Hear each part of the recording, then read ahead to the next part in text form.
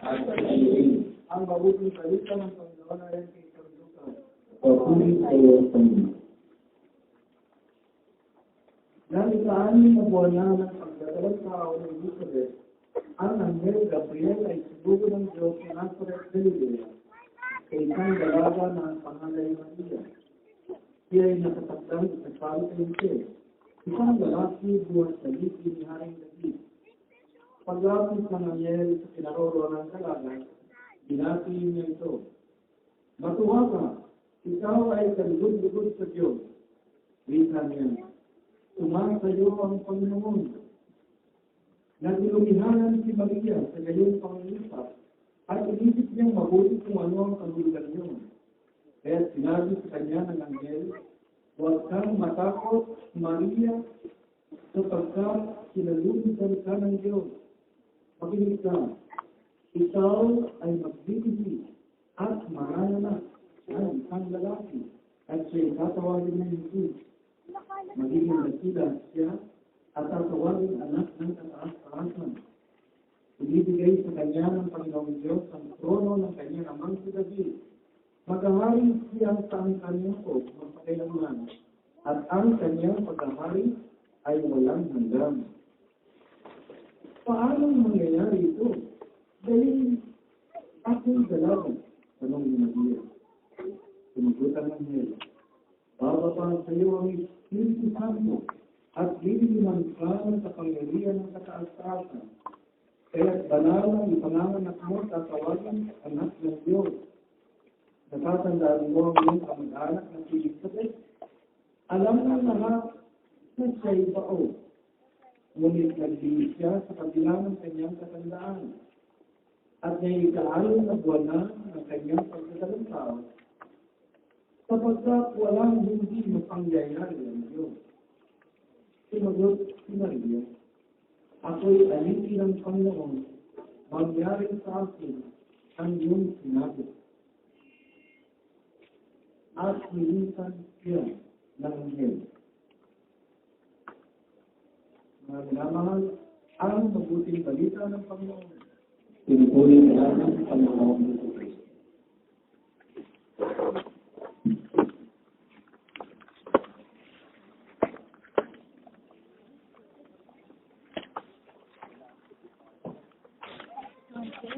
Maraming opportunities ng binibigyan sa bahay sa inyo. Sa akin din, ganun din. Isa na dito yung opportunity na makatagpo ng mga couples na nakasal. So, ibig sabihin, bago pa sila ikasal, dadaan muna sila sa aking mga kamay. Yan. Kaya nga, yan ay isang pasasalamat ko sa Diyos sapagkat hindi basta-basta yung ganitong trabaho na hindi ko na ginagawa sa loob ng 20 taon. Dito ko lang talaga nagawa ng lubos-lubusan dito sa Dubai. Anyway, ang isang kapansin-pansin po sa isang lalaki at isang babae na darating para magpakasal ay meron sila palaging mga agam-agam, merong mga takot, na pag nalaman ng kanyang partner, baka iwanan siya. Minsan may lumapit para ikasal at sinabi niya na yung babae, sinabi niya na sinagdada ng tao, 2 buwan na. At hindi yung mapapangasawa niya ang tatay. Kumbaga, nasa listihan. Si Pogi. Ayan. Subalit, sinabi ko sa kanya na dapat sabihin mo bago pa kasal. Kaya sinabi niya, at ito naman lalaki ay napaka maginoo at martir. At sinabi niya, mahal kita. Maging ano pa man ang lumabas kayo, tatanggapin kong sa akin yan. At pakasal sila. Okay naman, after 3 months, naghiwalay. Sapagkat hindi niya matanggap daw na parang naging siya ng time. Anyway, maraming kwento kong gano'n. Meron din mga agam-agam na yung babaeng lakot sa kanilang wedding night kapag wala pang nakakita sa kanyang upod-upad, gano'n. Sabi ko, natural naman siguro talaga yan sa lahat ng babae. Kung talagang takot ka, magsuot ka ng headband, sabi ko. Para okay lang. Anyway, sinasabi ko ito, kapag naalala ko itong kwento, ng isang lalaki at isang babae, pareho silang may malaking problema. So pupunta sila sa pare para sa interview. At naunang pumunta, yung lalaki, sa isa yan eh. Pagkatapos sa interview, sabi ng lalaki, Father, pwede mo bang humingi ng advice? At sabi ng pare, anong advice ang gusto mo? Kasi meron akong napakalaking problema na pag nalaman itong mapapangasawa ko, baka hindi matuloy ang kasal namin. Sabi ng pare, anong problema? Yung paa ko mo, napakabaho. So, sabi ng pare, itong lahat naman ng tao, pag maghapong nakapatos, pinagpawisan, ay, Father, super ito. Walang katulad. O sige, ganito gawin mo, sabi ni Father. Para hindi mahalata ng linis mo, bago ka pumasok sa trabaho, maligo ka, hugang ka mo 2-3 beses yung paa mo, istrapin mo, nung steel wool. Okay? At lagyan ng medyas. Maghapon, pag uwi mo sa bahay, ganun din, 2-3 beses sa punin yung steel wool, at magsuot na medyas. Ang medyas, ang sikreto, para ang amoy ay hindi kumalat. Kakapit lang ang amoy sa medyas, pero hindi yan sisingaw. Subukan mo, sabi ni Father. Kaya mula nung araw na yun, sinubukan niya. Anyway, sa madaling sabi, natapos ni lalaki, sumunod na pumasok yung babae, in-interview ng pare, pagkatapos na interview, sabi ng babae, Father, may problema mo ako. Ano naman kaya ang problema mo? Napakabaho mo ng hininga ko. Lalo-lalo na pag-ibig sa umaga. Sabi ni Father, Iha, lahat ng tao, pag-ibig sa umaga, pare-pareho yan. Naku, Father, walang kaparis tong akin. Ibang kamandag ko, ibang talagang, sige, ganito gawin mo. Para masolve yung problema at matuloy na itong kasal na ito. 30 minutos bago gumising ang mister mo, araw-araw, tatayo ka na, nauna kang tumayo, pumunta ka sa CR, makatlong beses mo sipinyoin yung ngipin mo, mag-gargle ka ng, ano tawag mo? Alcohol? Listerine. At makatlong beses kang magmumog din ng Listerine. Kung pwede mong lunukin, lunukin mo pa. Basta 30 minutos, at pag malapit na tumayo yung mister mo, bumalik ka na kaagad sa kama. At ito madaling sabi, natuwa yung dalawa kapag nagkaroon ng solusyon na hindi na kinakailangan sabihin pa sa isa't isa. Natuluyan ka sana. At gano'n na nga. Sa tuwing gabi, pagdating sa bahay, nakuha ni Sister yung kanyang paa. At pati sa pagtulog, susuot niya yung medyas niya. Sapagkat kahit nga naman hindi siya gumalaw, kumilos, kahit hindi pawisan, talagang yung amoy ng kanyang paa ay super. Kaya medyas lang talaga. Doon lang kumakapit. At ganoon din si Missy. Tuwing umaga, 6:30 pa lang. Gising na siya. Sabagat si Mister ay gumigising ng alas 7. Sa umaga, alas 5 ng umaga, nagising si Mister. At sa kanyang takot, nakita niya na isang medyas na natanggal. At hinanap niya, hindi niya makita. At ginising niya si Mrs. Sabi, ano ka ba? At sabi ni Mr. Oh my God! Nalunok mo yung medyas ko!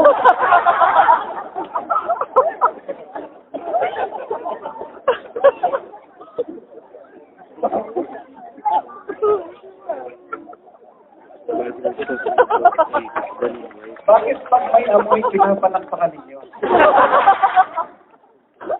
Pag walang amoy, walang palakpak.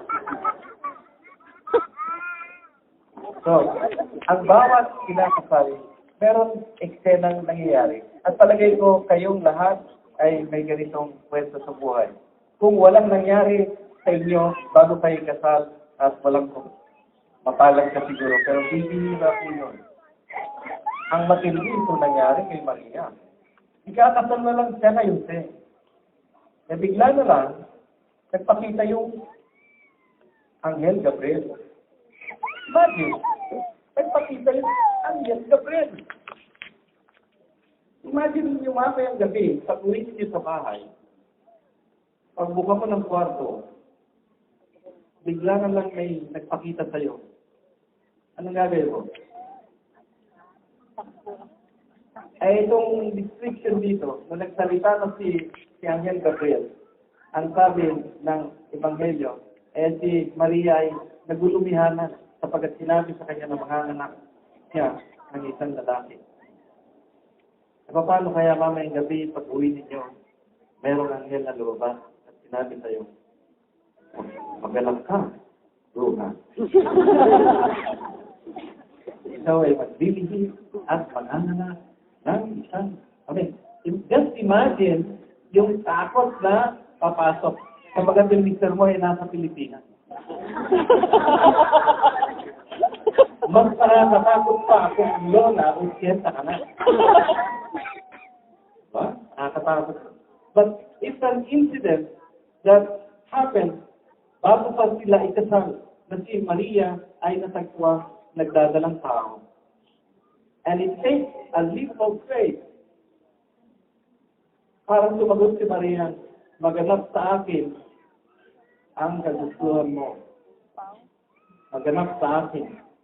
Siya'y sumang-ayon. Just imagine, ngayon madaling intindihin.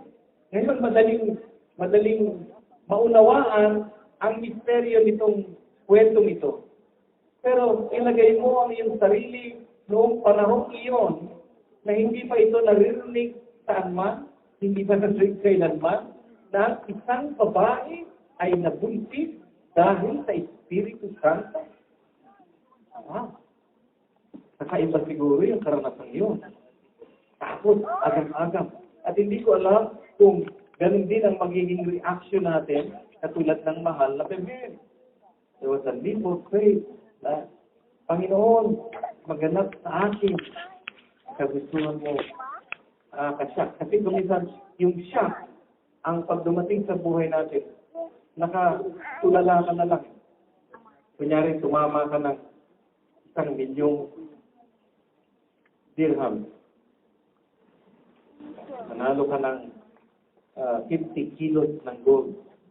Pero yun mo na lang, bigla na lang, may utang ka sa bangkong, sabi mo, 50 mil. At bigla nang nanalo ng raffle ng 51,000. Tumubo ka pag isa. Pero yun na lang yung biglang, yun ay positive. Paano kung negative ang dumating? Paano kung napunan ka? Diba? Sakit to. Nasyak. Pwede mo kong sabihin na maganap nawa ang iyong kagustuhan, Panginoon. Mahirap. O dili kaya pag uwi mo mamaya, ay nandun yung misis mo or yung mister mo, wala na, may nalang, ka na lang nakitang sulat doon. Misis, iwan na kita. Sumama na ako sa boyfriend ko. Gusto na rin yun. Kahit dito. Kahit dito duman. Masabi mo kaya, misis, na maganap nawa sa akin ang kagustuhan mo. And sometimes, something that is unreal para sa atin. Katulad dito, parang hindi ka paniwala, mahirap paniwalaan, pero sige Panginoon, sige Panginoon. And it takes faith, paniniwala na meron ng Diyos sa buhay natin. Sometimes we doubt, hindi lang duda, sometimes we forget. Or sometimes we are just too lazy, tamad, na lumuhod at makipag-usap sa Diyos. Alam natin may Diyos. But pag nilagay ka sa extraordinary moment na yon, nagpakita ang anghel, o kahit hindi anghel, at sinabi sa iyo, ito ang magaganap sa iyong buhay. Ayan, patay ka, manganganak ka. Makasagot kaya tayo katulad ni Maria, maganap sa akin ang kagustuhan mo. 7 years ago, merong tumawag sa akin sa cellphone, alas 10 ng gabi. Sabi niya, Father, hindi mo ako kilala, pero kilala kita. Oo naman, ano? Sabi. Nandito ako ngayon, sa flat ko, at sa harap ko ay isang bote ng gamot sapagkat iniisip kong ilaglag itong dinadala ko. Sabi ko, ano ba nangyari? Nabuntis ko ako. Yun yung dagok na dumating, yung parang napigla siya. Bigla siyang nabuntis. Sabi ko, may asawa ka ba? Meron po. Ang problema, Father, yung asawa ko nasa Pilipinas. Meron akong boyfriend dito. So the day before ako umalis, nagkaroon kami ng kaugnayan. Binibigyan ko lang ng malalalim na Tagalog para hindi masyadong. Pero nagkaroon kami ng nagtalik. Yan. At pagdating ko, kinabukasan sa airport, diretso agad kami ni Mr. Nagtalik din agad kami. Hindi ko alam kung sino tatay ng bata. Hindi ko alam. At pumunta ako sa doktor, hindi niya rin malaman kung sino tatay. Baka sabi ng doktor, baka ako. Ito nga kamo, alas 10 ng gabi. Kasi pinipilit kong kumbinsihin na na-overwhelmed siya sa dumating sa buhay niya. Sabi ko, ito yung dumating sa'yo na ipinagkaloob ng Diyos, hindi yan galing sa masama, hindi yan galing sa demonyo. Yan ay galing sa Diyos, buhay, dala-dala mo sa sinapupunan mo. At walang dahilan para mag-isip ka na tanggalin yan. You only need to believe na ito ay kagustuhan ng Diyos na ibinigay sa'yo. Kapag kung hindi ka mabubuntis. Kalimutan mo na muna kung sino ang tatay niya. Ang importante, yung nasa loob. Pagtingin ko sa relo, alauna na. Ang init na ng tenga ko sa cellphone. Nung una yun, hindi pa digital yata yung telephone. Wala pa uso nun yung mga ganon. So, init na, palipat-lipat na nga. Nilalagay ko na nga dito sa taas. Dahil ang sabi sa kanya ng mga kaibigan niya, ilaglag. Anyway, sa madaling sabi, nung kami nagtapos mag-usap, wala siyang nagawang decision. Pinabayaan ko. Nawala na sa isip ko. But it took some months. Isang araw, naglalakad ako sa labas ng simbahan. Pagkatapos ng misa, may sumabay sa akin babae. Sabi niya, Father, ako po yung kausap niyo 6 months ago. Sabi ko, ano nangyari? Ito po yung bata. Kahit na masama sa loob ko po, naniwala ako na ito'y biyaya ng Diyos. Sometimes you need to believe. And it was a beautiful child. Beautiful child.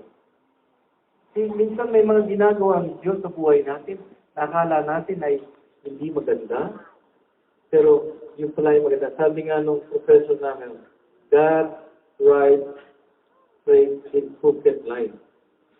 Parang ganon. Minsan nakala mo, pangit, pero yung pala, maayos, maganda. And this is precisely what happened to the virgin. Pero sa kanya, walang pangit na nangyari sapagkat sa simula pa lang, naniwala na siya. Ganon kalakas ang pananampalataya ni Maria. Kaya mga minamahal, sa gabing ito, ganon din ang hihilingin natin sa Diyos. Sa mga extraordinary moments na dumadating sa ating buhay, yung mga hindi ka panipaniwala, mabuti man o hindi mabuti. I think we only need to believe in God and say, maganap sa akin ang iyong kagustuhan. Amen.